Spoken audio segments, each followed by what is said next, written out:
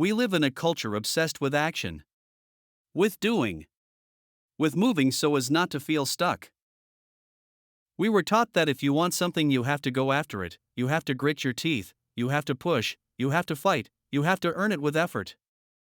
And you know what's the craziest thing? This logic works in so many areas of life, but when we talk about manifestation, especially in quantum terms, it backfires. Because in the realm of manifestation, desperate effort isn't power. It's noise. What if I told you that the reason many people don't protest isn't because they don't believe in it enough, but because they're sending the wrong message? What if I told you that it's not the lack of techniques that blocks reality, but the identity from which those techniques are made? Because here's the thing, quantum reality is not linear. It doesn't work like a shopping list where you put "I want this" and the universe, sooner or later, delivers it to you. Quantum reality responds to something much more uncomfortable and much more real. It responds to coherence. It responds to what you are as you desire. It responds to your internal state more than it responds to your words. And here we come to the first great truth that almost no one accepts: most people try to attract abundance by vibrating on lack. They try to attract love by emanating need. They try to attract freedom while living in control and fear. It's like saying "I need air" but continuing to clutch your throat with your hands. The field doesn't hear what you say. It hears what you transmit. And then you understand why certain rituals become sterile. Vision boards, affirmations repeated 10 times, journaling at fixed times, meditation treated as a task. I'm not saying they're useless. I'm saying they become useless when they're merely superficial.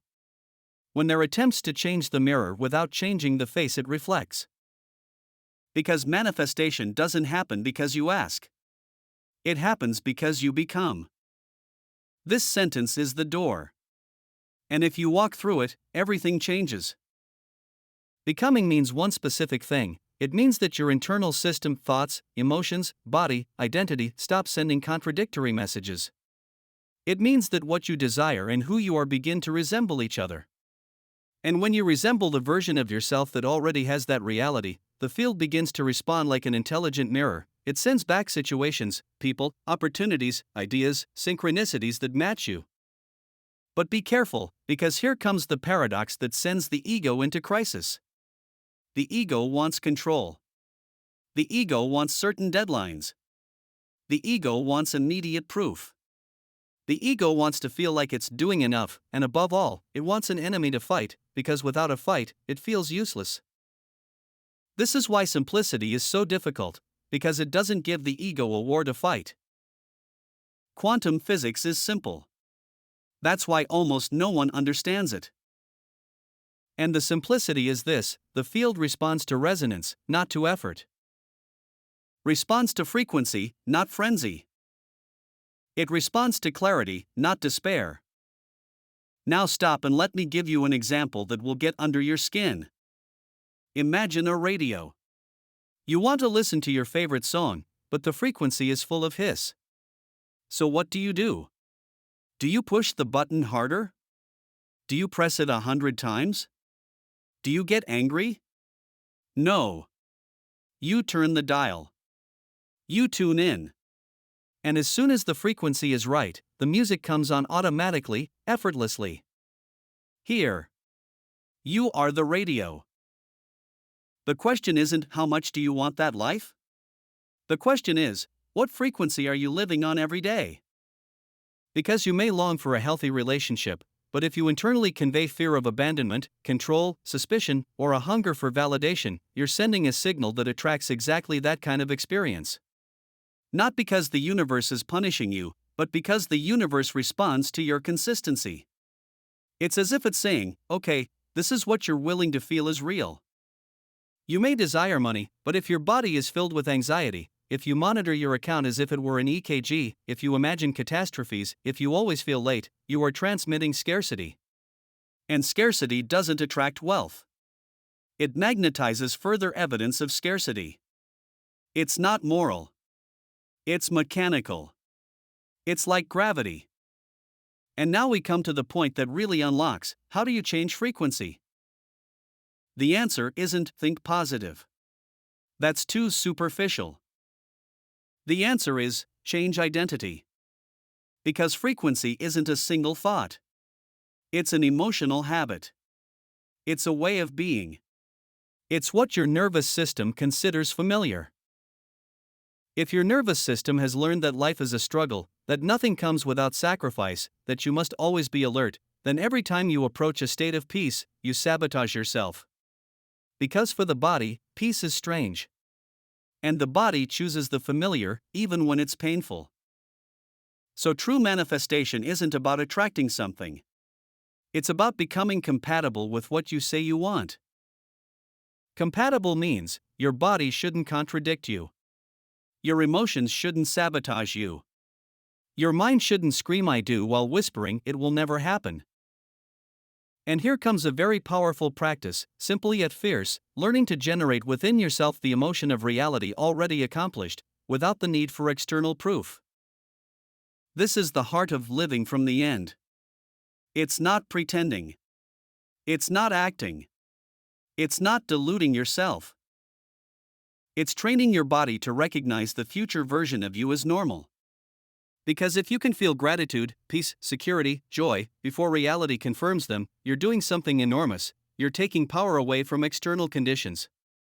You're saying, I don't depend on the world. I inform the world. And when you start informing the world changes. Now, I'm going to tell you something a lot of people don't want to hear. Manifestation fails when it becomes an elegant way to control. When it becomes universe, give me a sign, give me proof, let me see right away, let me understand if I'm doing it right. That's not faith. That's spiritual anxiety. And spiritual anxiety is a heavy frequency. It's like looking at the soil every day to see if the seed has grown. And so you tear it up every time. The point is to stabilize. Stabilizing means that you don't just enter the frequency when you meditate, but you return to it throughout the day. You return to it when you feel fear. You return to it when you see a no. You return to it when an unexpected event challenges you. You return to it when the old you wants to react. This is true discipline, not the practice, but the return.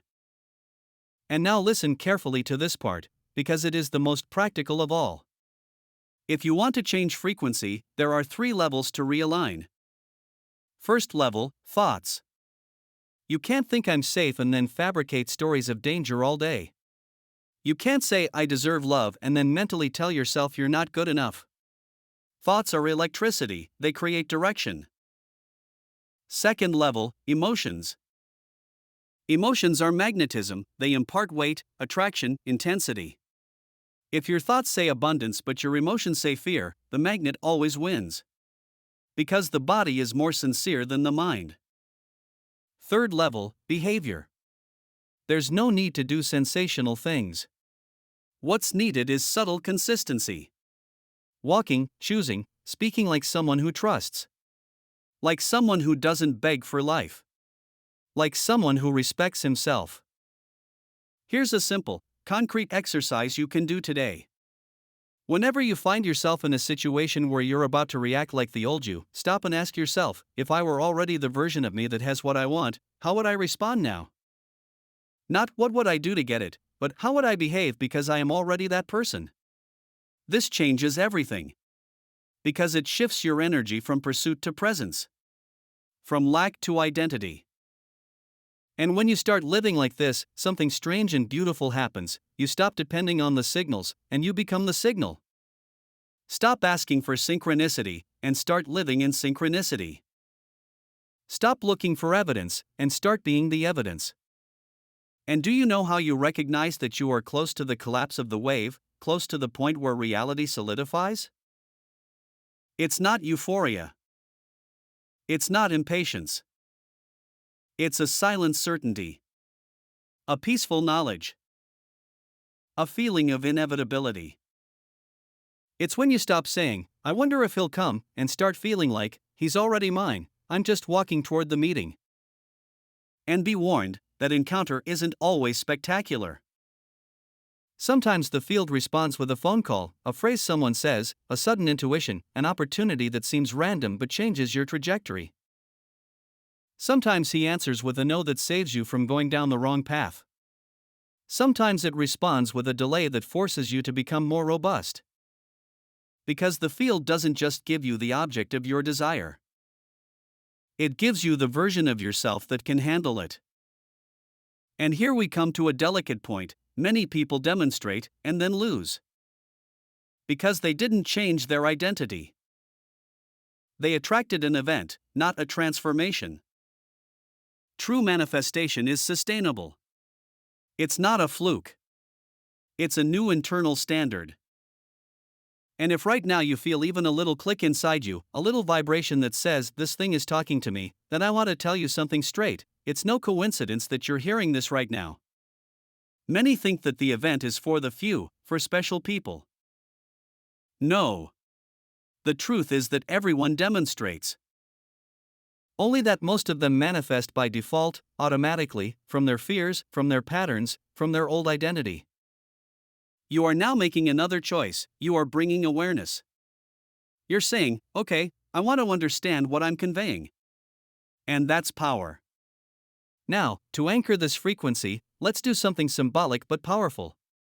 If this part resonates with you, if you feel it's time to stop chasing and start becoming, write 777 in the comments. Not as a superstition, but as a declaration. 777 is often seen as an alignment code, a signal that you're on the right path. And when you write it, you're doing something, you're turning a thought into an action. You're telling yourself, "I'm committed to stabilizing this frequency." And when many people do it together, an even stronger field is created. A collective resonance. And now I leave you with a question that can change your week, your month, your life, if you take it seriously. If your external reality is a mirror, what is it reflecting back to you today? Not what you want. Not what you dream. Not what you claim. What does your consistent attendance reflect? Because if you don't like the answer, there's no point in beating yourself up. You need to tune in. You need to come back. You need to train your body to be confident, your mind to be clear, your heart to be consistent. And this is where the real magic happens, the silent one, the moment you stop searching outside and start generating within. The moment you no longer wait for the test to feel good, but you feel good and the test arrives. The moment your calm becomes a magnet. Your clarity becomes gravity. Your identity becomes destiny. So starting today, try this: whenever you feel like chasing, stop. Breathe. And choose to become. Not tomorrow. Not when you have it all figured out. Not when life gives you permission. Now. Because now is when the field responds. And if you want to continue on this path, if you want this space to become a portal of frequency, then stay connected, sign up, because here we don't just talk about techniques, we talk about transformation. And remember, you're not learning to manifest. You're remembering how reality responds to you. Type 777 in the comments if you're ready to stop chasing and start attracting. And then observe your week. Observe the signs. But above all, observe yourself. Because when you change, the world has no choice, it has to change with you.